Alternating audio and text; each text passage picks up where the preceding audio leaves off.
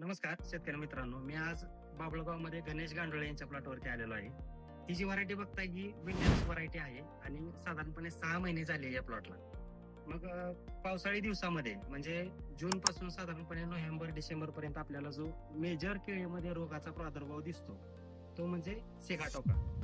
तर तो सिगाटोका कशा प्रकारे आहे या ठिकाणी तुम्ही बघू शकता. सिगाटोकाचे मेनली येतो कशामुळं आणि कशा प्रकारे त्याचा प्रसार होतो हे सगळं मी आज या ठिकाणी तुम्हाला सांगणार आहे. की ज्याच्यामध्ये सिगाटोका हा मेनली बुरशीजन्य रोग आहे.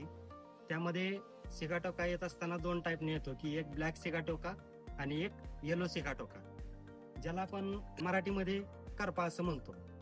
मग ही येण्याची कारण काय आहे, की ज्याच्यामध्ये दमट हवामान जर असेल आणि कंटिन्यू या खालच्या एरियामध्ये ओलावा असेल, मग आपल्या कुठल्या अवस्थेमध्ये याला कंटिन्यू ओलावा राहतो, तर ज्या वेळेस प्लॉटला वेन अवस्था चालू असते त्या वेन अवस्थेमध्ये सगळ्यात जास्त याचा अटॅक दिसतो.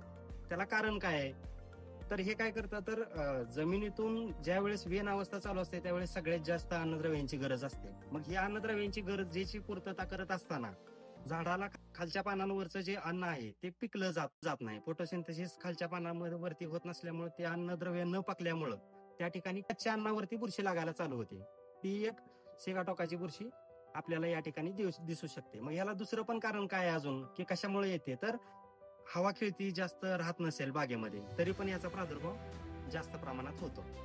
मग याला आपण पर्याय काय करू शकतो, याला व्यवस्थापन काय करू शकतो, तर अशी झालेली पानं ही काढून बाहेर टाकणे हा एक पहिला पर्याय आहे.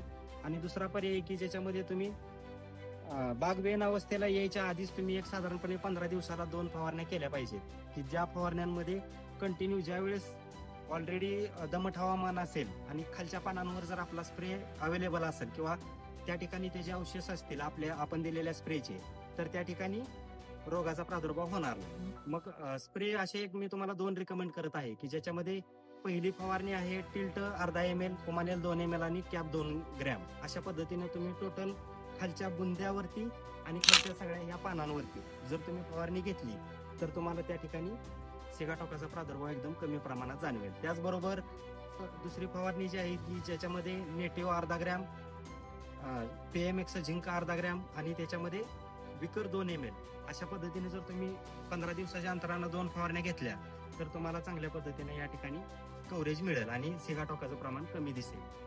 त्याचबरोबर या अवस्थेमध्ये दुसरी एक गोष्ट काळजी घेण्यासारखी आहे, की ज्याच्यामध्ये वॉटर मॅनेजमेंट. पाणी जर कंटिन्यू तुम्ही खाली ओलावाच ठेवत असाल तर तुम्हाला ह्या अवस्थेमध्ये जास्त प्रमाणामध्ये सिगाटोकाचा पण अटॅक होऊ शकतो. त्यामुळे लागवड करताना आमचं असं मत आहे की 35 स्क्वेअर फूट किंवा 36 स्क्वेअर फूट प्रति झाडाला तरी जर अंतर तुम्ही ठेवलं तर त्याच्यामध्ये सिगाटोकाचा प्रादुर्भाव जास्त होत नाही. धन्यवाद.